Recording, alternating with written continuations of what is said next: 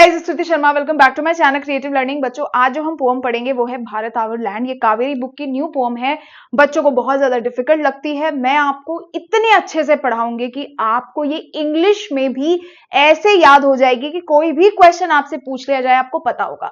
तो सारे कीवर्ड्स मैं आपको क्लास में ही याद करवाऊंगी, इसी लेक्चर में। तो आप सबसे पहले नोटबुक लेकर के बैठो। जो बातें मैं आपको बोलूंगी वो आपको लिखते चलना है और आपका पूरा पोएम देखो बहुत अच्छे से तैयार हो जाएगा।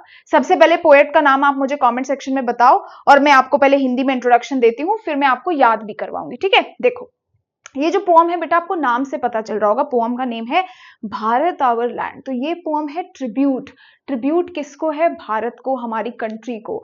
और यहाँ पे पोएट जो बोल रहे हैं वो ये बोलते हैं कि कैसे जो भारत है, ये इंडिया है, जो हमारी कंट्री है, वो अनमैच्ड है, वो पियरलेस है, मतलब जिसकी कोई बराबरी नहीं है। कैसे हमारा देश बहुत ज्यादा यूनिक है और जितनी भी अच्छी बातें हैं इस देश के बारे में, चाहे स्पिरिचुअल हेरिटेज के बारे में बात करें, जो हमारी कंट्री का हिस्ट्री है उसके बारे में बात करें, तो बेसिकली एक पेट्रियोटिक पोएम आप समझ सकते हो ये है, जिसमें पोएट हमारी कंट्री इंडिया को बहुत ब्यूटीफुल तरीके से डिस्क्राइब करते हैं। सो that is why this particular poem is a patriotic poem. एक पेट्रियोटिक पोएम है, यानी कि देश प्रेम की कविता है। ठीक है, तो इतनी सी बात आपको याद रखनी है। अब हम इसको बेटा एक बार इंट्रोडक्शन देख लेते हैं, जो चीजें आपको याद रखने वाली है। ठीक है, तो ये जो है बेटा, it is a patriotic poem. ये आप दिमाग में रखोगे कि Bharat our land is a patriotic poem, जहां पे पोएट क्या एक्सप्रेस कर रहे हैं? अपना डीप लव और प्राइड एक्सप्रेस कर रहे हैं देश के लिए, कंट्री के लिए, इंडिया के लिए। डीप लव मतलब स्ट्रॉन्ग लव और प्राइड मतलब गर्व महसूस करना। तो वो अपना डीप लव और प्राइड शो करते हैं इंडिया के लिए। तो क्या है? It is a patriotic poem where poet expresses deep love and pride for India. पहली बात। दूसरा, इस पोएम में हम देखेंगे इंडिया की डिफरेंट डिफरेंट चीजों को पोएट ने सेलिब्रेट किया है। ये लिखना है एग्जाम में, जरूरी है। क्या क्या चीजें सेलिब्रेट करी है पहले बताऊंगी, फिर याद करवाऊंगी। उन्होंने सेलिब्रेट किया है इंडिया की नेचुरल ब्यूटी। आप देखोगे पोएम में गंगा के बारे में, हिमालयस के बारे में बात की गई है। रिच कल्चर के बारे में बात की है कि कैसे जो हमारा कल्चर है वो कितना डाइवर्स है, कितने अलग अलग तरीके के लोग यहाँ पर हैं। ग्लोरियस हिस्ट्री मतलब रिच हिस्ट्री, ग्रेट हिस्ट्री, हमारे हिंदुस्तान के इतिहास के बारे में। Our history has been talked here. दूसरा, स्पिरिचुअल हेरिटेज। हेरिटेज मतलब होता है बेटा जो मतलब बहुत पूर्वजों से हम पर आता है, तो एक स्पिरिचुअल हेरिटेज जो है उसके बारे में भी डिस्कशन किया है। और ग्रेट हीरोज, जो महान लोग हमारे देश पर हैं। तो 5 चीजों के बारे में ये पोएम मोटा मोटा डिस्कस करती है। पहली चीज है आपका natural beauty, rich culture, glorious history, spiritual heritage and great heroes. और इसको याद करने के लिए आप ये चीजें याद रख लेना, नरगिस। ठीक है, NRGGS, इसको ऐसे याद रखना, नरगिस। N मतलब हो गया आपका नेचुरल ब्यूटी, R से हो गया रिच कल्चर, G से ग्लोरियस हिस्ट्री, G से ग्रेट हीरोज और S से स्पिरिचुअल हेरिटेज। इस तरीके से आपको पूरा पोएम का ये चीजें याद हो गई। लास्ट क्या है, इसमें आप देखोगे कि इंडिया को पियरलेस बताया गया है, यानी India is described as a peerless nation, means having no equal, जिसकी कोई बराबरी नहीं की जा सकती। And that is why poet सबको एनकरेज करते हैं कि we all should feel proud of our country. हमें हमारी कंट्री के लिए प्राउड फील करना चाहिए, because India is peerless, India has no equal anywhere on the world. ठीक है, चलो अब शुरू करते हैं बेटा पोएम से। पहला स्टेंजा देखते हैं यहां पर। The mighty Himavant is ours, there is no equal anywhere on earth. The generous Ganga is ours, which other river can match her grace. देखो, द माइटी, माइटी मतलब समझो पहले पावरफुल, स्ट्रॉन्ग, विशाल जिसको बोलते हैं। तो माइटी मतलब होता है बेटा पावरफुल एंड स्ट्रॉन्ग। हिमावंत मतलब हिमालयाज। तो यहां पे पोएट कह रहे हैं कि जो माइटी, ये जो पावरफुल हिमालयाज हैं, इज आवर्स मतलब बिलोंग टू इंडिया, ये इंडिया के हैं, हमारे देश को बिलोंग करते हैं और हमारे हैं। तो क्या मतलब हुआ इस लाइन का? The mighty, the powerful, majestic Himalayas belong to us, हमारे हैं, हमारे देश को बिलोंग करते हैं। There is no equal anywhere on earth, और पूरे अर्थ में इन हिमालयास की बराबरी कोई कर ही नहीं सकता। अब हिमालयास की किस चीज की बराबरी नहीं कर सकता? उसके लिए आपको याद रखना पड़ेगा SG, यानी स्ट्रेंथ और ग्रेटनेस की बराबरी नहीं कर सकता। तो पोएट कह रहे हैं कि ये जो हिमालयास हैं ये हमारे हैं और कोई दूसरा माउंटेन पूरी वर्ल्ड में इन हिमालयास की स्ट्रेंथ और ग्रेटनेस को की बराबरी कर ही नहीं सकता। So there is no other mountain in the world that can equal the strength and greatness of Himalayas. जो हिमालयास की स्ट्रेंथ और ग्रेटनेस SG के साथ कंपैरिजन किया जा सके जिस चीज का। आगे समझ में, the generous Ganga is hours. जो जेनरस मतलब होता है बेटा दयालु, दूसरों को देने वाली, है ना, जो बहुत दूसरों के लिए करती है, दयालु जिसको बोलते हैं। तो यहाँ पे पोएट कह रहे हैं कि जो जेनरस गंगा है, ये जो काइंड गंगा है, is also a part of our country, वो भी हमारी ही है, हमारे देश को ही बिलोंग करती है। अब समझो why Ganga is called generous. मेरे बच्चे, गंगा को हमने जेनरस क्यों बोला? Because it selflessly supports the life of millions of people. क्योंकि ये सेल्फलेसली, बिना किसी स्वार्थ के, लाखों लोगों की, करोड़ों लोगों की मदद करती है, उसकी लाइफ को सपोर्ट करती है। तो याद रखना, why is Ganga called generous here? Because it selflessly supports the life of millions of people, इसीलिए उसको जेनरस बोला है। तो यहाँ पे पोएट बोल रहे हैं the generous Ganga also belongs to us and it selflessly supports the life of millions of people. Which other river can match her grace? और कौन सी ऐसी दूसरी नदी है जो इसकी ग्रेस को, इसकी प्योरिटी, ग्रेस मतलब होता है ब्यूटी, प्योरिटी, इसकी ब्यूटी को और प्योरिटी को कंपेयर कर सके। So there are no other river in the world that can be compared to the beauty and purity of Ganga, है ना, यहां पे मैंने लिखा हुआ है देखो। And there is no other river that can match its grace and purity। उसकी ग्रेस को, उसकी ब्यूटी को, उसकी प्योरिटी को दूसरी कोई रिवर मैच ही नहीं कर सकती। आगे समझो पहला stanza, the mighty Himavant means the powerful Himalayas belong to us and there is no other mountain in the world जो हिमालय की एसजी के साथ कंपेयर किए जा सके, स्ट्रेंथ और ग्रेटनेस के साथ। और गंगा के लिए हमने क्या बोला है? उसकी प्योरिटी और ब्यूटी को कोई मैच नहीं कर सकता, हिमालयस की स्ट्रेंथ और ग्रेटनेस को, गंगा की प्योरिटी और ब्यूटी को। मैं आपको ऐसे क्यों याद करा रही हूं बेटा? क्योंकि अभी नया नया सिलेबस है, इंटरप्रिटेशंस बहुत तरीके के हैं, तो आपको याद रहे इसलिए मैंने बताया, ठीक है। चलो नेक्स्ट आ जाओ। The sacred Upanishads are ours. What scriptures else to name with them? The sunny golden land is ours, she is fearless, let's praise her। यहाँ पे पोएट क्या बोल रहे हैं देखो, सेक्रेड मतलब होता है होली, पूजनीय, रेस्पेक्टेड। उपनिषद्स क्या है ऐसे समझो, हिंदुस्तान की जो पुरानी एंशिएंट टाइम के जो टेक्स्ट थे, स्पिरिचुअल टेक्स्ट थे, ठीक है, जिसमें ज्ञान लिखा हुआ था, बहुत ही बातें लिखी हुई थी, विजडम थी, टीचिंग्स थी, वो किताबें, उसको उपनिषद बोला गया है, ठीक है। डिटेल में जाएंगे तो बहुत हो जाएगा। आपको क्या याद रखना है? उपनिषद क्या है? एंशिएंट, पुराने टाइम के स्पिरिचुअल टेक्स्ट उपनिषद हो गए, है ना। तो वो जो उपनिषद जिसमें बहुत ज्यादा ज्ञान की बातें थी, विजडम और टीचिंग्स थी, तो वो क्या कहना चाह रहे हैं? The sacred Upanishads, the holy Upanishads belong to our country, belong to India, India को बिलोंग करते हैं। क्या करते हैं? इंडिया को बिलोंग करते हैं। What scriptures else to name with them? और दूसरे कोई स्क्रिप्चर्स है ही नहीं। स्क्रिप्चर्स मतलब religious text, sacred religious text. दूसरे कोई स्क्रिप्चर्स है ही नहीं जो उपनिषद्स की टीचिंग्स और विजडम को मैच कर सके। आगे समझ में सिंपल सी बात है। देखो तुमने देखा होगा मैं हर एक जगह पे किसी चीज के साथ कंपैरिजन कर रही हूं। हिमालयास के केस में मैंने बोला उसकी स्ट्रेंथ और ग्रेटनेस को मैच नहीं कर सकते। गंगा के केस में मैंने बोला था कि भाई उसकी प्योरिटी और ब्यूटी को मैच नहीं कर सकते। सेम मेरे बच्चे उपनिषद्स के लिए आप याद रखेंगे उसकी विजडम और टीचिंग्स को, WT को मैच नहीं कर सकते, है ना, विजडम और टीचिंग्स को मैच नहीं कर सकते। तो यहाँ पे आप बोलेंगे there is and no other scriptures can match their teachings and wisdom। दूसरे कोई स्क्रिप्चर्स उसकी टीचिंग्स और विजडम को मैच नहीं कर सकते। तो ये जो उपनिषद्स हैं, ये अनमैच्ड उपनिषद्स हैं, ये भी हमारी कंट्री को बिलोंग करते हैं। This sunny golden land is hours. अब ध्यान से मेरे बच्चे सुनो, सनी देखा आपने, सन आता है चमचमाता हुआ, ब्राइट एंड ब्यूटीफुल, याद रखोगे दिमाग में। गोल्डन लैंड मतलब होता है सोने वाली, सुनहरी धरती। गोल्डन मतलब प्रॉस्परस, पैसा याद रखो सोने से। ये जो प्रॉस्परस लैंड है वो हमारा है। तो वो क्या बोलना चाहते हैं? This sunny golden land is ours. तो यहाँ पे पोएट इंडिया को कैसे डिस्क्राइब करते? The poet describes India as sunny मतलब ब्राइट ब्यूटीफुल, गोल्डन लैंड मतलब prosperous land. She is peerless, जिसका कोई इक्वल नहीं है, जिसकी कोई बराबरी नहीं है। तो he describes India as bright beautiful and prosperous land and there is no other country like this across the world. पूरे वर्ल्ड में ऐसी कोई कंट्री है ही नहीं. Means India has no equal in the world. India की बराबरी कहीं है ही नहीं. Let's praise her. और इसीलिए वो कहते हैं कि हमें अपनी कंट्री पर गर्व महसूस होना चाहिए, हमें अपनी कंट्री को अप्रिशिएट करना चाहिए. So that is why he is encouraging readers to take pride in their nation और feel proud of their country. आगे समझ में? सिंपल सी बात थी, समझ आ गया ना? सेक्रेड उपनिषद हमारे हैं. No other scriptures can equal their wisdom and teachings. Wisdom और टीचिंग्स की बराबरी नहीं कर सकते. आ गया ना? बिल्कुल सिंपल. अब एक बात मेरे बच्चे याद रखने वाली है. क्या है दीदी? कि बेटे यहाँ पे जो शी इज पियरलेस बोला है ना, शी इज पियरलेस, इंडिया के लिए शी लिखा है.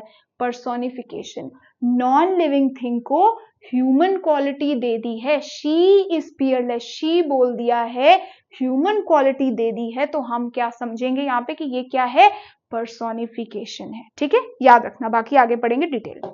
नेक्स्ट देखते हैं. Gallant warriors have lived here. Many a sage has sanctified this land. The divinest music has been heard here. And here all the auspicious things are found. तो gallant मतलब क्या है? Gallant warriors have lived here. Gallant मतलब होता है बेटा brave and courageous, बहादुर जिसको हम बोलते हैं. तो इंडिया जो है, पोएट कह रहे हैं कि इंडिया जो है क्या है? इंडिया में बहुत सारे ब्रेव और करेजियस वॉरियर्स यहां पर रहे हैं, हमारे धरती पर रहे हैं. तो India is a land of brave and courageous warriors. और इंडिया में रह के उन्होंने क्या किया? हमारे देश को, नेशन को प्रोटेक्ट किया. ठीक है, तो ये पोम में नहीं लिखी होती बेटा बातें, ये हमें इंटरप्रेट करनी पड़ती हैं. So India is a land of brave and courageous warriors who have protected our nation, जिन्होंने हमारे नेशन को प्रोटेक्ट करके रखा. Many a sage, सेज मतलब होता है साधु, सेंट होते हैं ना साधु संत, उनके बारे में बात करें कि many a sage has sanctified this land. बहुत सारे सेज, महात्माओं ने, साधुओं ने इस धरती को, this land मतलब इस धरती को सेंटिफाई किया. सेंटिफाई मतलब होता है मेरे बच्चे प्योर कर दिया, ब्लेस कर दिया, सेक्रेड कर दिया. इस धरती को क्या कर दिया? प्योर कर दिया. कैसे प्योर कर दिया? अपने विजडम से और अपनी प्रेयर से. याद रखना ये बातें, ठीक है? So many saints have made this place sacred और मेड दिस लैंड होली और made this land pure through their wisdom and prayers. अपनी प्रेयर्स के थ्रू इन्होंने हमारे देश को, हमारे लैंड को क्या कर दिया? सेक्रेड बना दिया, ब्लेस कर दिया अपनी प्रेयर्स से, अपनी विजडम से. ठीक है, तो आगे समझ में. India is a land of brave and courageous warriors who have protected our nation. And और कौन थे? And many sages have made this land holy. Many sages have purified this land with their wisdom and prayers. ठीक है, आगे समझ में. Next, the divinest music has been heard here. divinest मतलब होता है गॉड लाइक. ठीक है, भक्ति वाला म्यूजिक या फिर सोलफुल म्यूजिक. तो कह रहे हैं कि India is a land of devotional music और सोलफुल म्यूजिक यहाँ पे हमें सुनाई देता है. It is everywhere, it is present everywhere in our country. And here all the auspicious things are found. और यहाँ पे ऑस्पिशियस मतलब होता है लकी. जितनी भी शुभ चीजें होती हैं, लकी, ब्लेस्ड, फॉर्चुनेट, तो ऐसे समझ सकते हो. And all the lucky, blessed and fortunate things are found in our country. हमारे देश में ये सारी लकी, फॉर्चुनेट और गुड थिंग्स हमारी कंट्री में पाई जाती हैं. आगे समझ में कि India is a land of devotional and soulful music and all the good, fortunate and lucky things are found in our country. ठीक है, चलो नेक्स्ट देखो. Here Brahma knowledge has taken root and Buddha preached his dhamma here of hoary antiquities Bharat, she is peerless, let's praise her. क्या बोलते हैं? Here Brahma knowledge. Brahma knowledge मतलब समझो जितना जो डीप स्पिरिचुअल नॉलेज होता है, जो हाई स्पिरिचुअल नॉलेज है, उसको हम ब्रह्म नॉलेज बोलते हैं ना. ब्रह्म से एसोसिएट करते हैं. The Brahma knowledge has taken root. Here Brahma knowledge has taken root मतलब जो ये ब्रह्म नॉलेज है has flourished here in India. India से फ्लरिश हुआ, ओरिजिनेट हुआ और यहीं से शुरू हुआ. ठीक है. The Buddha preached his dhamma here. Buddha मतलब गौतम बुद्ध. प्रीच्ड होता है बताना लोगों को, है ना, सिखाना, स्प्रेड करना. क्या स्प्रेड किया उन्होंने? अपने धम्म को, मतलब बुद्ध की जो टीचिंग्स होती है मेरे बच्चे, उसको हम धम्म बोलते हैं। तो बुद्ध ने, बोलो सोचो कि जितनी अच्छी चीजें लिखी हैं, जो भी उनका ज्ञान था, उनकी टीचिंग्स थी, उसको धम्म बोला जाता है। तो बुद्ध ने प्रीच किया, मतलब सिखाया, स्प्रेड किया। धम्म मतलब अपनी टीचिंग्स को, किसमें? लोगों में, इस धरती पे, यहाँ पे उन्होंने अपने टीचिंग्स को स्प्रेड किया। टीचिंग्स किस चीज के बारे में थी? Teachings of peace and righteousness, कि कैसे हमें पीस में रहना है। राइटियसनेस मतलब कैसे हमें अपना जीवन सही तौर तरीकों से जीना है। तो टीचिंग्स ऑफ बुद्ध, धम्म में मैंने लिख दिया टीचिंग्स ऑफ बुद्ध, लेकिन टीचिंग्स ऑफ बुद्ध में भी आप दो चीजें याद रखो। वैसे तो बहुत सारी चीजें थी, बट ओवरऑल उन टीचिंग्स में किस चीज की बात होती थी बेटा? पीस के बारे में बात होती थी, है ना। शांति, पीस जीवन, शांति जीवन, शांत जीवन कैसे जीना है। और राइटियसनेस मतलब सही, नेक तरीके से कैसे हमें आगे लाइफ में बढ़ना है। तो ही प्रीच्ड और he spread his teachings of peace and righteousness. अपनी पीस और राइटियसनेस की टीचिंग्स को उन्होंने इसी धरती पर स्प्रेड किया, सिखाया लोगों को। Of hoary antiquities Bharat she is fearless, let's praise her. Hoary antiquity मतलब एंशियंट, बहुत पुराना, वेरी ओल्ड टाइम और एंशियंट। तो बोल रहे हैं कि जो इंडिया है is a very ancient land, बहुत ही पुराना लैंड है, बहुत ही पुरानी कंट्री है, जिसका क्या है? रिच हिस्ट्री है, जिसकी एक रिच हिस्ट्री है। अब देश जितना पुराना होगा उतनी ही उसकी हिस्ट्री ज्यादा होगी, उतनी ही उसकी हिस्ट्री ग्रेट होगी। तो वैसे ही बोला जा रहा है कि India is a very ancient land, बहुत ही पुराना लैंड है, विद रिच हिस्ट्री, एक रिच हिस्ट्री है जिसकी, ठीक है। She is peerless, let's praise her. And that is why वो कहते हैं कि जो इंडिया है, because of its history, rich history, India is unmatched, India की कोई मुकाबला नहीं कर सकते। हमारा देश अनमैच्ड है, किसी की बराबरी नहीं हो सकती हमारे देश के साथ, और इसीलिए वो सबको बोलते हैं she is peerless. Again he wants every one of us to feel proud of our country, कि हमें हमारे देश में गर्व महसूस होना चाहिए। This is what he means to say. आगे समझ में सिंपल सी बात है, मैंने बहुत कोशिश करी आपको इजी से इजी लैंग्वेज में समझाने की। अब हम बेटा देखते हैं पोएटिक डिवाइसेस। आपकी पोएटिक डिवाइसेस सारी जो जो इंपॉर्टेंट है बताऊंगी, कुछ आपको होमवर्क में दूंगी और कुछ क्वेश्चंस दूंगी अभी, ठीक है। सबसे पहले रेपिटेशन। रेपिटेशन है this land is hours, Upanishad is ours, Ganga is ours. तो आवर, आवर्स, आवर्स, जब भी एक वर्ड बार बार रिपीट होता है तो उसको हम रेपिटेशन बोलते हैं, वो यहां पर देखने को मिलता है। पर्सोनिफिकेशन, पर्सोनिफिकेशन आया जब हम क्या देते हैं? ह्यूमन क्वालिटी दे देते हैं। देखो यहाँ पे जेनरस गंगा, गंगा क्या है? Non living thing. हमने क्या कर दिया बेटा? जेनरस, किसी को कुछ देने की काबिलियत किसमें होती है मेरे बच्चों? इंसानों में होती। ह्यूमन कर सकते हैं ना ये काम, तो वो गंगा के लिए बोला, यानी उसको पर्सोनिफाई कर दिया है, ह्यूमन क्वालिटी दे दी है, तो जेनरस गंगा बोल दिया। तो ये क्या हुआ? आपका पर्सोनिफिकेशन, ठीक है। एलिट्रेशन आप बताएंगे, आप बचपन से पढ़ते आ रहे हैं कि पोएम में कहां पे एलिट्रेशन है। शी इज पियरलेस वाला मैंने पहले ही आपको बता दिया था। अब आ गई इमेजरी। इमेजरी मतलब व्हाट वी इमेजिन, जब हम क्या इमेज बनती है, हम क्या देखते हैं। फॉर एग्जाम्पल आंख बंद करो, ठीक है, सारे के सारे।